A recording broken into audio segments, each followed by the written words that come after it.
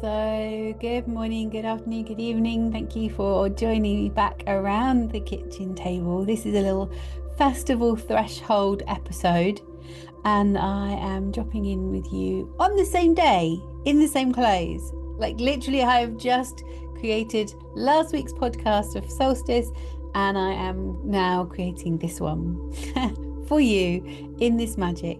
And I'll tell you what's special about that in a moment. Today, we're looking beneath the mask around perfectionism, enoughness, and the deep desire to feel safe. I'm Laura. Thank you for meeting me around the kitchen table today. I look forward to sharing this moment with you. Hey, sister. So here I am in the same clothes. Why? Because there was a part of me that was like, okay, this needs to look perfect. Like it's okay on Spotify or, people who aren't seeing this. But if you're watching this on YouTube and you're seeing it, I'm like, I need to look different because I need you not to know that I'm trying to cram everything in before I actually go into festival land, you know? So I let go. I let go of that because at this moment in time, there's no one in the house other than the dogs. With the window closed, it's quite warm, but that means there's not that much background noise. I have to consider when I record so that all of those things are a thing because there has to be this sense of perfectionism. And so I'm here really to talk to you today about, the bullshit that is perfectionism, right? So I'm literally on the threshold of heading off to Glastonbury Festival. We hold the creperie and the coffee unit up at the park. So if you're listening to this from Glastonbury, perhaps, I don't know why you would, but if you are, come and find us, have some crepes. Um, the booths are packed. The house is chaos, as it always is, if we're kind of trying to get ready for the season. And if I'm honest, it's been a bit of a whirlwind. But, before I could sit down and speak to you, I found myself this morning rushing around. I shared this last week, as well, like cleaning all 5 toilets in the house, 5 on a festival week, because we've got guests staying and, well, no one else is going to do it. I also decided that we've got 5 bathrooms in this house and there's 4 of us that live here. Maybe we just take a bathroom each and we don't use each other's bathrooms and we're responsible for that bathroom because then I wouldn't have to worry about the rest of the houses, right? Like when did cleaning the toilet become the thing that we do as a mum or as the woman? Just clean it after you've used it. Anyway, that's my little rant for today. So, on a festival week, why am I scrubbing the toilet? Because no one else is going to do it, right? Scrubbing away, and something said to me, stop. Hang on. This moment is actually medicine because actually it's not about the toilets. It's about the part of me that still believes I have to make everything perfect all of the time. That if the house isn't spotless, if the, welcome isn't polished, if the edges aren't softened, then I'll be judged in some way. And beneath the judgment is the fear, the shame, the rejection, the story that somehow I won't be enough. So today's episode is kind of about more than perfectionism, really. It's about the deeper truth that lies beneath it. Because here's what I'm realizing more than ever lately, I don't even know if I'm actually a perfectionist. What I am is tired. Tired of trying to meet the expectations, tired of trying to preempt disappointment, tired of holding it all together so that no one else has to feel uncomfortable, tired of not feeling like I'm enough. I mean, let me just bring you to this measurement of enough, right? Like, what is enough? We all say it. We all talk about not being good enough, not worthy enough, not this enough, not that enough, don't have enough, can't be enough. What's the measurement of enough? It's a bullshit measurement. It doesn't mean anything. So we're tired of like not feeling like we're enough unless I'm doing everything, but actually it's not even a measurement. And maybe you know that feeling too. Maybe your version of it isn't 5 toilets or 8 bedrooms or a ridiculous house. Maybe it's getting everything ready for the kids or being the dependable one at work or the friend who always says yes, even when you're actually like crawling inside. Maybe it's the endless internal checklist that you carry to be better, to try harder, to not get it wrong. But where did that checklist even come from? Because I don't remember writing it. I remember being a child though. where getting it wrong didn't feel safe, where there were unspoken rules. Don't be too loud, don't ask too many questions, keep the house looking right, don't upset dad. My dad's a truck driver, right? So, he's still truck driving. I've shared this with you before at nearly 75, but he comes home at the weekend, doesn't really get home till late on a Saturday, goes again by Sunday, in that 24-hour window when I just wanted to be with my dad. I wanted to crawl all over my dad. I wanted to cuddle with my dad. I wanted to love up on my dad. It was like, shh, don't touch dad. Don't touch dad. Don't get any dad. He's sleeping. He's quiet. Play upstairs. Play nicely. Play quietly. Go out. That was my childhood, you know? So there were all of these unspoken rules about then my voice not being worthy, not being valued, not being able to share what I want. I remember school, shouty teachers. One of our teachers put his hand through a glass pane of glass on a window because we were outside the window doing some art, which he'd sent us out to do. And he'd got annoyed with something, not even anything to do with us. He'd got annoyed at something else. Some teacher had come into the room. We could see all this going on. There was a bit of shouting. It was like, he banged on the window to bring us back in, and literally banged so hard that he put his hand through the window. Do you know? Shouty teachers, red pens, feeling my body tighten every time the wrong answer hovered near my lips. So then I just didn't speak it in case it was wrong. I remember trying so hard to be so good so that no one would get angry with me and that I wouldn't be the reason that the energy kind of shifted in the room. And I know I'm not alone in this, right? I know if you're listening to this and this is going to resonate with you, because that's the way the world works, right? If you're listening to this, there's some medicine in it for you too. But perfectionism, it's not about excellence, it's about safety. I'm just going to have some water. The perfectionist in me was like, oh, I can't pick up my water bottle and have some water. But if I don't, I'm going to be like, I'm not be able to speak to you. So perfectionism is not about excellence, it's really about safety. It's about trying to control the outside world so that we don't have to feel the chaos inside. And it's not even mostly our chaos. It's about doing more, giving more, fixing more, not because we want to be perfect, but because we can't bear the feeling of being not enough. That, sister, is the root. And it's not a flaw in you, it's actually a wound. It's a survival strategy, a story that maybe kept you safe once, but it's now keeping you small. It's now stopping you from being who you fully are in all of your gloriousness.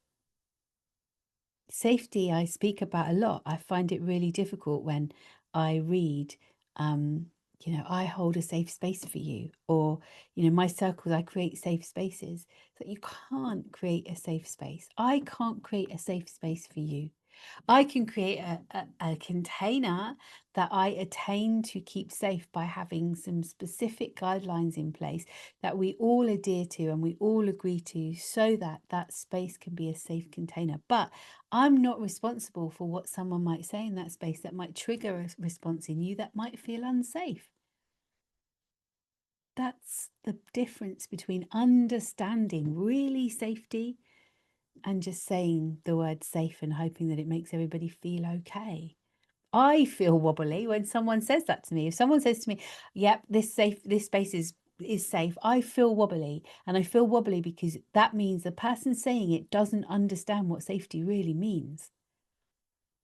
So our circles, our work, the work that I do, is always held within our sacred agreement. We always agree it when we're together, and I always ask what else needs to be held in the space of the room for you all to feel safe. And how do we react to that when we don't feel safe? What do we do to regulate ourselves?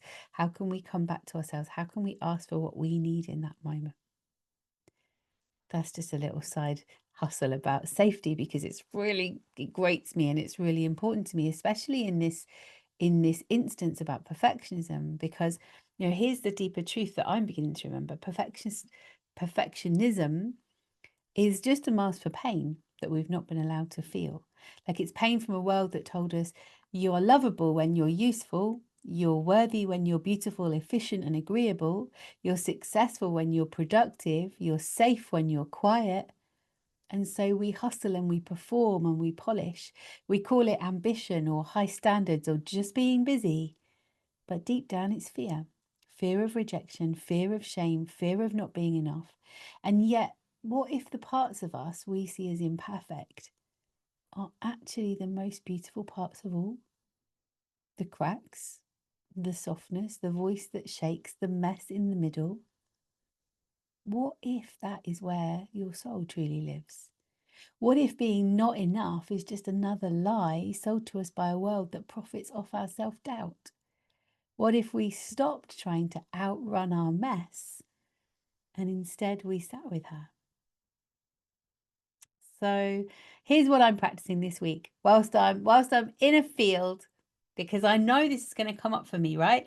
I know that in that space, so we've got 16 of us in quite a small space, and I know that like 4 of us that kind of hold that kind of space and create the creperie and the coffee in it are all like, we all are perfectionists, right? We all want it to be right, all of us. But our idea of perfectionism is all slightly different. And none of it is about perfection. It is all about not wanting to let anyone down, the fear of like not being enough. So this week, I'm going to practice letting go of the myth of enough, right? It's a myth. It doesn't exist. It's bullshit. It doesn't exist. I'm going to notice the control when it arises, because the only way for me to feel that safety is for me to control it. But I can't, because I've got all these other people to consider. So noticing when the control rises and choosing softness instead, because my control can be fierce. And speaking kindly to the part of me that still scrubs the toilets for love, right? And most of all, trusting that I'm already whole. And I really want to invite you to do the same. Here are some beautiful journal prompts for you to consider in this next week ahead. Where in my life am I still striving to be enough? And when did I first learn that love had to be earned? None of us have true unconditional love. Your mum loves you because she's your mum. Your partner loves you because he chose you, but there'll be conditions attached. So when did you first learn that love had to be earned? What does my inner child still fear might happen if I get it wrong? That's a big one. Really connecting in with your inner child. What does she fear might happen if you don't get it right and somehow you get it wrong? What's wrong anyway? It's all just learning, right? What would shift if you allowed yourself to truly show up as you are? Messy, tender, and true. I used to run a big network marketing team for a very well-known blue bottle skincare company. And we used to say to people, like, I understand that when I say to you, do you want to hold a party at your house? You feel like you've got to run around, clean up, provide food, make drinks, make everybody feel at home. Like, that's not it, right? Your friends are your friends. They know if you live in a shit pit, right? Like, they know they're your friends and they trust and love you anyway, right? But we feel that judgment, so we have to run around and do it. So we put it off. When was the last time you just invited a bunch of women around your house to sit around your house, eat pizza on a Friday night and chat about life? That's the deeper work. That's the movement into what will circle really be when it's safe enough for you just to show up as you are and invite people into your world. So what would happen if you just allowed yourself to show up as you are? I just did the same today. I just was like, do you know what? I'm in the same clothes because it's the same day. I only recorded the other podcast half an hour ago. I'm not going to go and get changed and, do whatever. Like, this is who I am. Today I'm showing up fully as me. And what does enough mean to be now in this season of my life? So what season are you in your life? How are you really, truly feeling? And what does enough mean? I mean, maybe the fact that I've just told you it's a bullshit measurement means it's not really real. So what will it look like for you to feel like that you're connected with that measurement right there? Take your time with these. Don't rush to fix. You're not broken. You don't need fixing. But just get curious. I really want to begin to connect you to your inner wisdom, and your inner wisdom comes from questioning and responding, and that takes time. So you don't have to rush, just be with what comes up, because it isn't about getting it right, it's about getting it real. And if you need a space to bring it all, to unravel, to be witnessed, to lay the mask down, that's really what Sacred Sister Sanctuary is about. This is exactly the kind of work that we're doing in there. We're not performing, we're not perfecting, we're just remembering and reconnecting and coming home. So as I walk into the wildness of Glastonbury Festival, believe it or not, I've never been.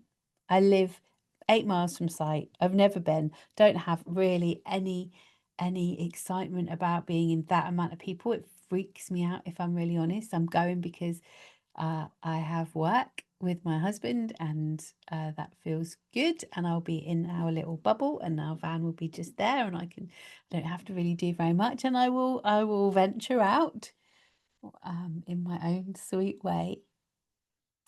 But I'm intrigued to see how I feel in that space, and especially when I come away from the perfectionism. So, muddy boots, imperfect bags, undone lists. I'll be walking with you all in my heart when you watch this as it lands next week. And, let's be done with being enough. Let's just be, and let that be sacred. Big love to you as always. Laura signing out. Take care.